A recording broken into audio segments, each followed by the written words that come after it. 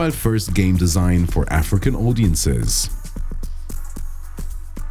Good afternoon, Sigma.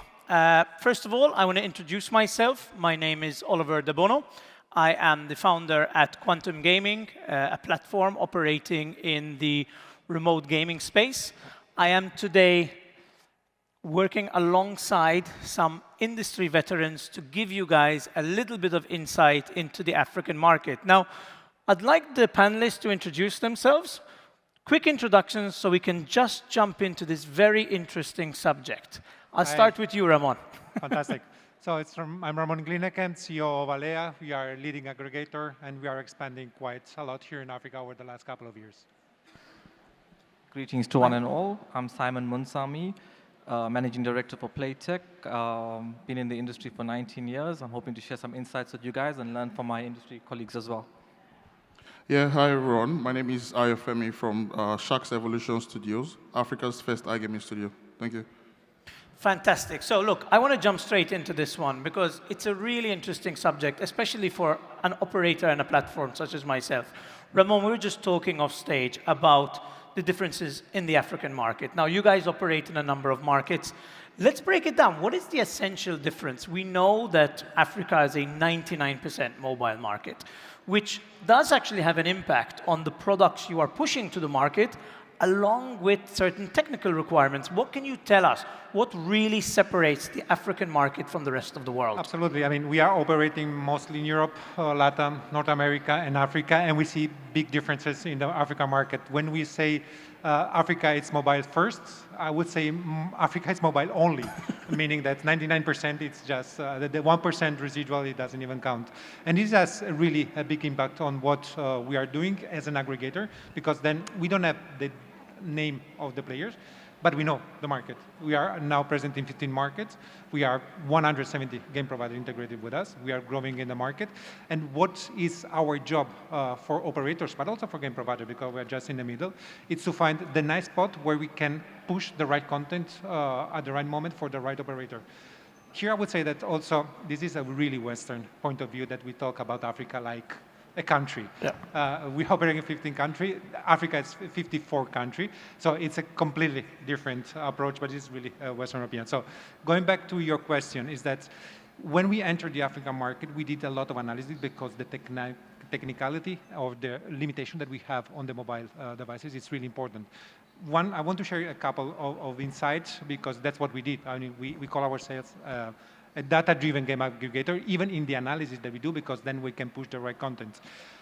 Over every 5 mobile phones that are purchased and used in iGaming in Africa, 4 of them are under $200. 90% of these 4, it's under $100. So the technology that players are using are really different, and they are looking for some kind of content that has a speed load to prepare and to be played.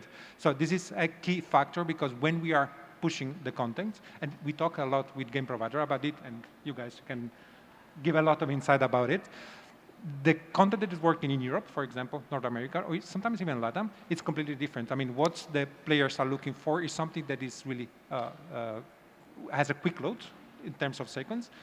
Also, the number of sessions that the players are using for playing iGames in the casino, it's really 50% higher. That's what we see in other countries. This is completely our data.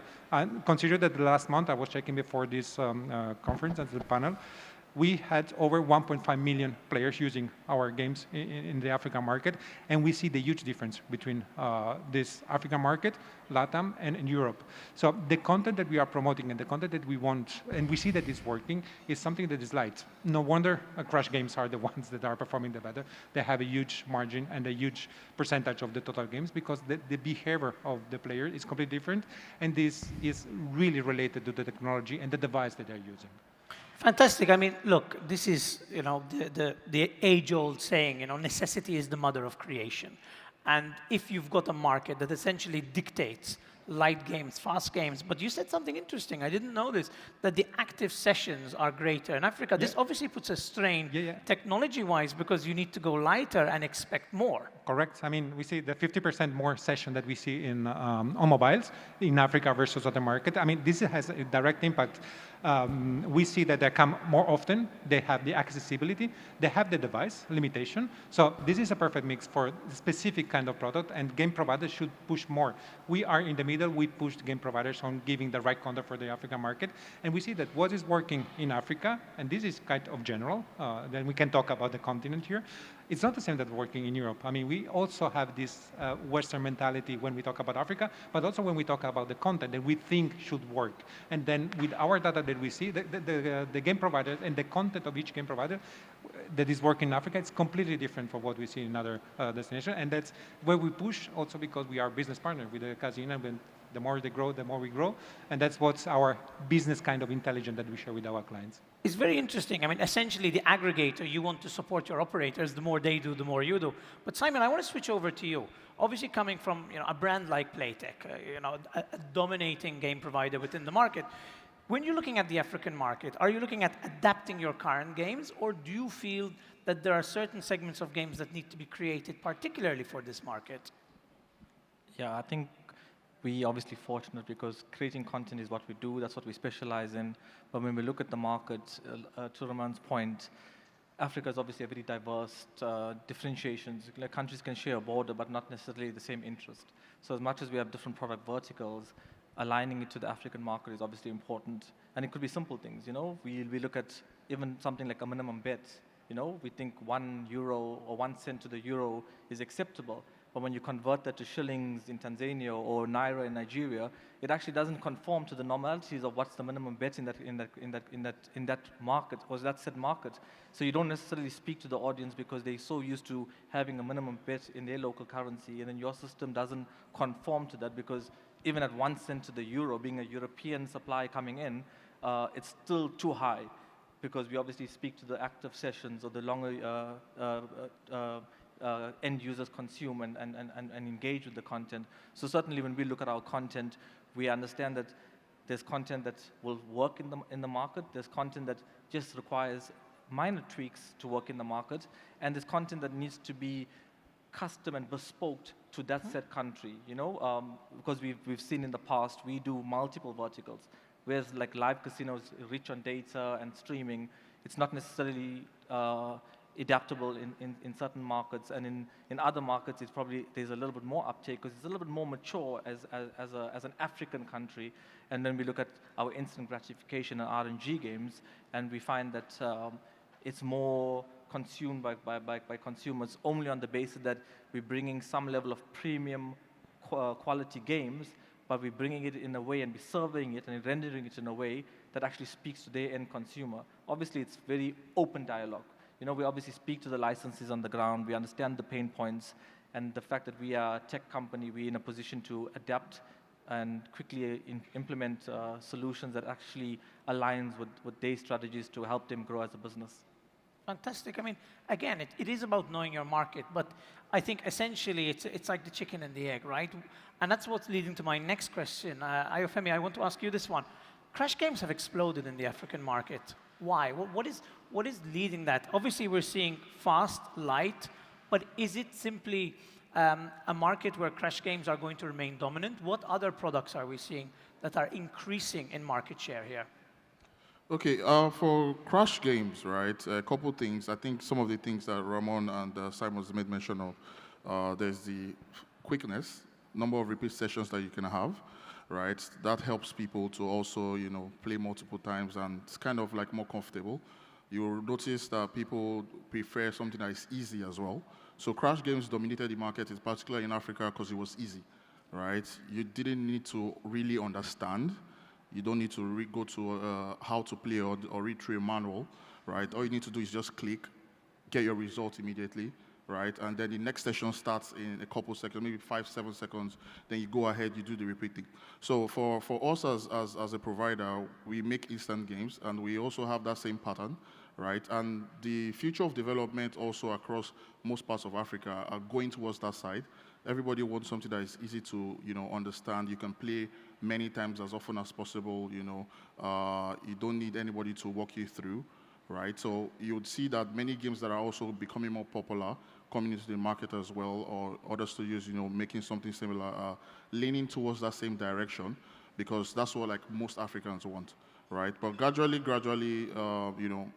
in the market, the players are also beginning to expand, try new things, right? Which is also, helping with other aspects of other kind of games that are also coming into the market to also gain popularity. But Crash games really moved across the wave because of the simplicity, the social interaction as well. You can see while you're placing a bet as well, you can see other people also, cashing out, playing. So you're like all vibed up, trying to like relate with it as well. So speed, number of repeat sessions that you can play as well, social interactions, those are the things that kind of, helped it to really excel. I really like what you mentioned there, actually. I have to say, it's not something I had thought of, but it's the simplicity. You don't need someone to guide you on the dynamics of certain slot games. This is actually what's fundamentally taking over in this market. It is the simplicity. You click bet, stop, which essentially I think is one of the reasons why the market is exploding with Crash games. But I want to touch on something else now. This is a great baseline for us too. I know we don't have too much time, and this is quite a big conversation. But Ramon, you mentioned recommendations. I want to give the audience a little bit of information. Like, tell us what works. You're working in 15 countries across Africa. You might say it's Aviator in this particular market and these particular games in another. Give us some prime examples of the stronger markets and which games work there. Okay, absolutely. I mean, here we have two different approach. I mean, we have the approach of the Africa market. So Crash games are the ones that are working the best, and just adding on the conversation. And there's an additional thing that we see that's why Crash games are working in Africa. And this is cross Africa. This I can say, this is work in Africa because we see the same tendency and the same pattern across the 15 countries. It's technological, it's fast. I was mentioning before the number of sessions that they have. But there's another thing that in Africa, it's quite different from the other continent. The young population. I mean, Africa is a young continent. And young population, they love Crash games. This is where they actually, most of the players that they are entering iGaming, in Africa, they enter through Crash games. That's why the popularity did. We have Stripe, that is Aviator, of course, that is quite big. We have Jetix, for example, Smartsoft.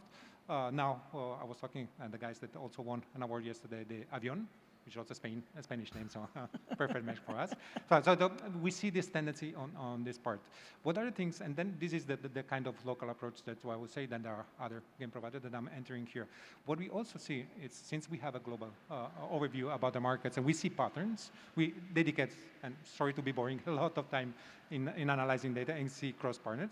Sometimes or most of the time what we see is something that worked in a specific continent may work in another one. And a quick example is what is working in LATAM, for example, because we see the same pattern, young population, Brazil, for example, or other LATAM countries that we see that some game providers that are working games, or some games that are working there, we try to push in Africa, and it was a big success story. I'm talking about... Such as?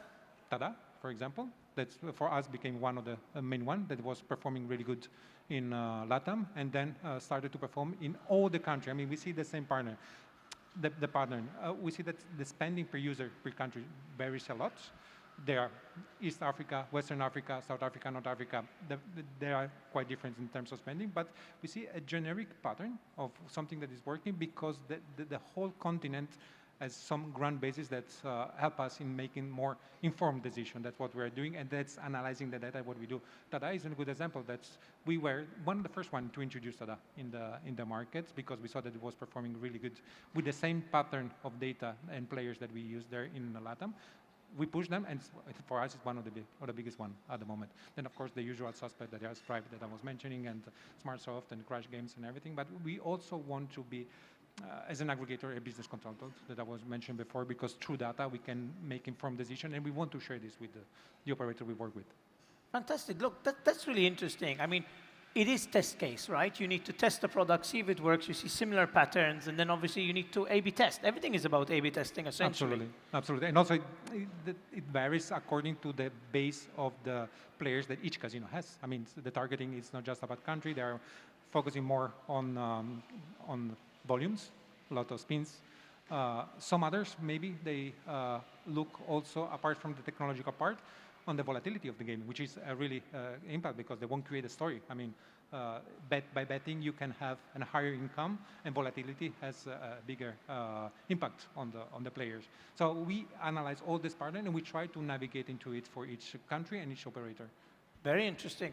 I want to just change gear a little bit. So obviously we're seeing a pattern here. We're seeing, a young population, mobile first, but there are technical requirements which we mentioned earlier. Simon, I want to shift to you on this one because I'm trying to understand, especially from my side, you've got certain games that do well globally. You want to bring those games to Africa, but there are certain, let's say, restrictions. There's, latency, different types of devices, different resolution. You can't always come in with the exact same product. Do you actually edit? Are there edits required for products that work internationally to prepare them for the African market? Certainly. I think when you look at entering a market, obviously from our side we work in regulated markets. There's a framework as to how you want to approach the market. But when you enter that market with the content, we have thousands of games. It's not necessarily a case where we want to enter with thousands of games. We sell entertainment. We want to make sure the games that we offer to our licensees and they obviously offer to their clients brings a certain level of value where their clients have that level of entertainment and enjoyment when they're playing the games. No matter what the RTP is, the game has to offer that level of entertainment. So when we look at the technical challenges, there's obviously a lot of, fortunately, the way technology has advanced, there's a lot of useful tools that we can leverage off. When a game loads, for an example, it might load and you might take the big data payload at that point, but then you leverage off caching, you leverage off the fact that the logo won't change in the game. There's no need to recall the server for that type of information. It kind of optimizes for the end user's experience. It also is very much reliant on the end user as well. We've seen, and I like to use examples in Africa because no two countries are the same. You look at Kenya, for an example, where Opera Mini is a very popular browser. Yep. And then you look at Opera Mini is probably non-existent in South Africa, And in Opera Mini, there might be a consumer that has extreme data savings enabled.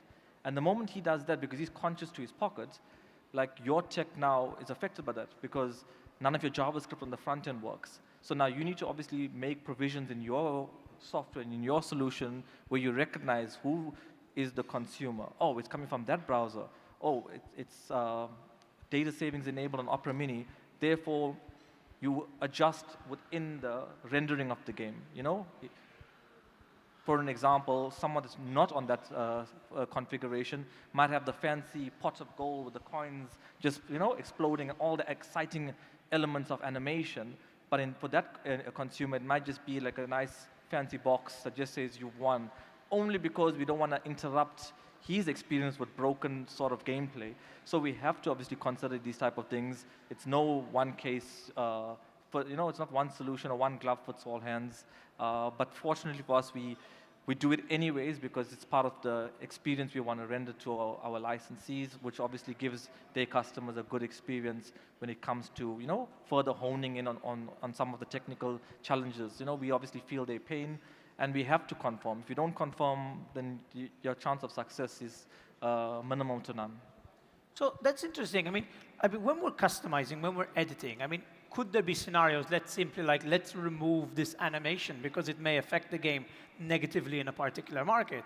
But obviously there needs to be certain decisions made not to impact what the game is designed about, right? Essentially, you've got a product, it's done well because of X.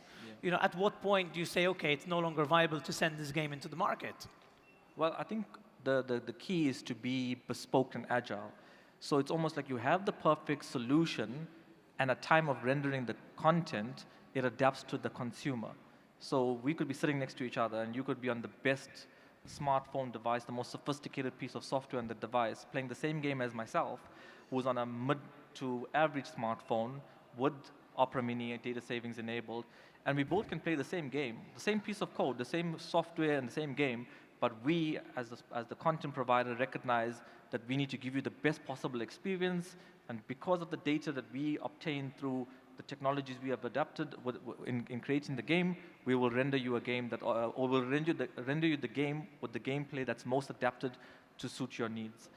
So in that case, you would have the full bells and whistles because all the data that we've obtained from your device and your experience suggests that that will be the most immersive experience for yourself. Likewise, for me, there's no saying that my experience will be any much at a disadvantage. It'll just be more tailored to the fact of what will suit my needs, as you know, because when I'm playing the game, I still want to have that same level of engagement. I still want to continue with my session. I don't want to feel like something is wrong, you know. So you're giving the same message. It's just a case of, you know, speaking the language that's most adaptable or responsive to the end consumer. It's really interesting because, again, yes, I mean, this is the kind of information that the audience is looking for, essentially. We know that there are requirements. We're beginning to understand why crash games work so well in the market. But Ayofemi, I want to touch a little bit on localization now. As a studio, obviously operating in this market, give us a couple of examples. We know that, you know, crash games are popular, but is that in every African state? I mean, we say Africa as one market. It's, as you said, 54 markets. It's, you know, there needs to be some level of localization. What other products can we see coming into the market?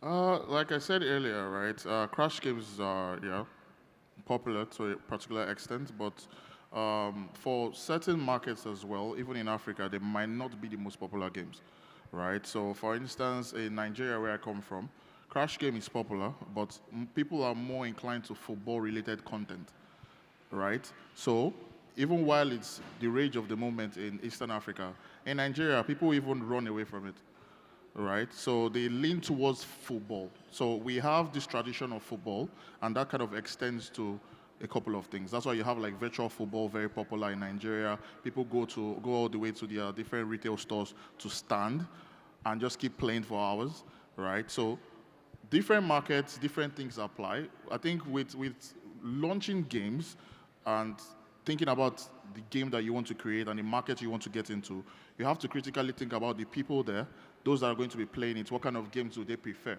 right? What is the kind of culture they have, right? If you want to localize this particular game, what are the things you have to take into cognizance, right? For instance, with the crash game that we launched for Kenya, we have one specifically made for Kenya called Matatu, right? That one captures the local vehicles in Kenya, the environment of the game as well. You can see places from like CBD, different landmark areas that we imputed into the game, right, to make it more culturally relevant, right? We did the same thing also with Ethiopia, and then we have something similar for Nigeria, right? So different markets, different approaches, do your research.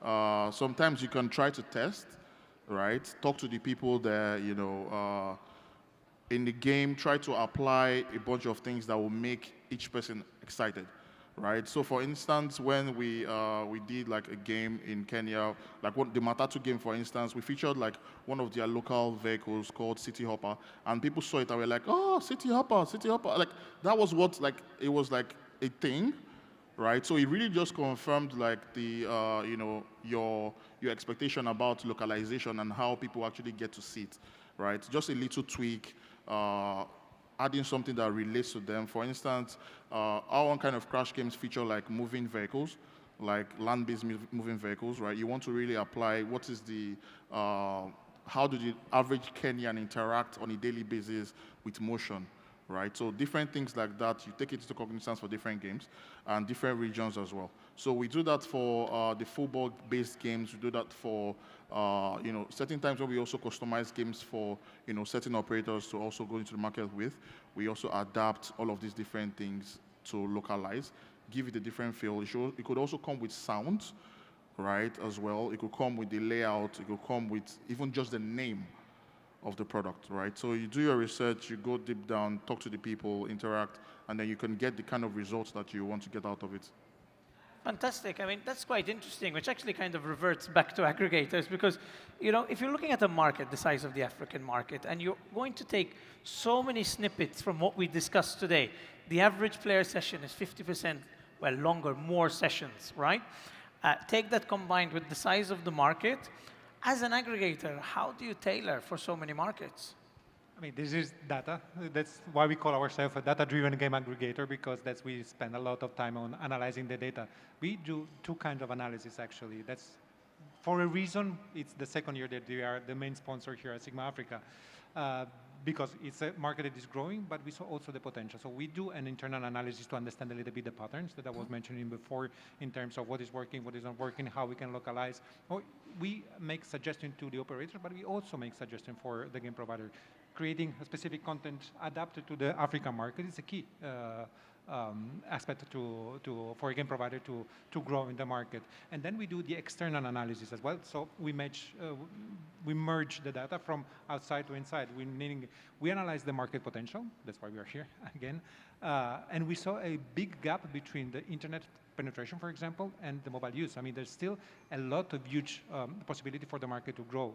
Some reports mention that in 5 years, the total GGR, the total volume will double in just 5 years. Where do you see that nowadays in the market? And then where it comes, our tactical part in Alea, that we analyze the data, say, okay, how we can close the gap, what we can make it work, which is the preference of the players, and merging all this data from outside and inside is where, as an aggregator, we are pushing the content for the casino and also for the game provider, because we recommend also to game providers how to adapt themselves. See, that's really interesting again, because we're only scratching the surface. Let's be fair. We're not going to analyze the African market today on stage, but you guys have given us amazing insight. I know our time's up, but I want to continue just because a couple of these questions actually resonate with some of the items you guys mentioned earlier. Simon, I want to throw this one at you. If you had to choose to focus speed or graphics in the African market? I would go with speed. Speed. Undoubtedly so. Only because the instant gratification element of content is the biggest uptake in the market. We spoke about Crash. What's the biggest thing with Crash? Crash is a game of chance. It's not a game of skill. Games of skill generally, like blackjack or poker, you're thinking, there's a level of probability, whereas with games of chance, like slots and Crash, you generally keep churning, and that's what consumers want. If that plane, jet, or whatever the graphics are, the gameplay still remains the same.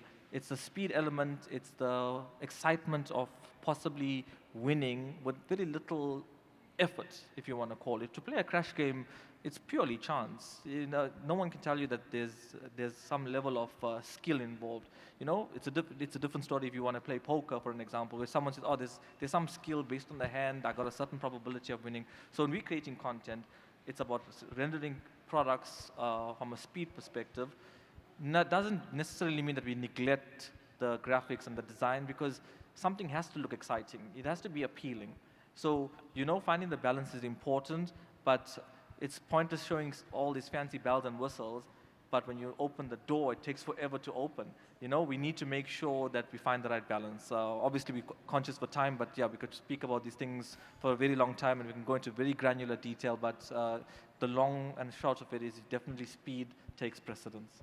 Yeah, I 100% agree. And I think it's a simplicity. I don't want to think, I want to bet, what happens, happens, which is essentially what we're saying is the prime focus of the local, well, let's say the African market. We don't use the word local because we are talking about such a large region. I know we're out of time, but Ayofemi, I just want to touch on one thing, because you mentioned this before and it's great. How do you design tutorials for players? Is it worth it? Because you touched on the simplicity, the guidance of it. Is it worth creating something more complicated and adding a tutorial, or do you think the players would just overlook it? You need to have a tutorial, right? I remember in the first days when we started, we didn't have a tutorial, right? And we just believed that it's easy, it's direct, but the market, there's still so many people coming into the market on a daily basis. In as much as Crash is popular, there's still some people who have still not tried Crash, right? So, and the very first time they want to try it, they don't necessarily have a friend that's going to tell them, okay, this is how, click a bet, and somebody who's just maybe playing maybe a sports book, right? Plays the bet on maybe the weekend games, and it's just like, okay, what else can I do? Goes to the casino section and looks around, just says, okay, let me try a game for the first time, right? There should be a way for them to learn a couple things. It might not be much, right? It might just be something written somewhere in your game where they could just click the hamburger menu, find how to play, just really quickly read and understand, right? So it's essential. I think even aggregators now want you to be able to provide that in your game such that it's easy for them and for players to, understand it. It's nothing complicated. I don't think it takes even more than a kilobytes to add, that kind of function. You're not doing a video teaching them how to play, just written content. It could just be something that just goes, when they open the game, it tells them, okay, this is how to do this, this is this, Or you add it to a page in the hamburger menu that just explains it. Simple and short. That's really interesting because, you know, having also been in the market for 20 years, sometimes I go into a slot game and I see those long tutorials you need to click through. I don't think anybody actually reads them. It's like click, click, click, click, immediately. Look, this is a big subject. There's a lot more to it. I actually really enjoyed it because I actually heard things that I hadn't heard before. And you made a very good point, you know, about the tutorials. And I really like this subject. Unfortunately, we are out of time, but I really want to say thank you. Let's give a warm hand to our panelists for their insight. Thank you very much. And I do suggest, if you are interested in the market, these are the gentlemen that you need to pull aside when they come off stage if you want to learn more about the trends in Africa. Thank you very much. Thank you, Sigma. Thank you.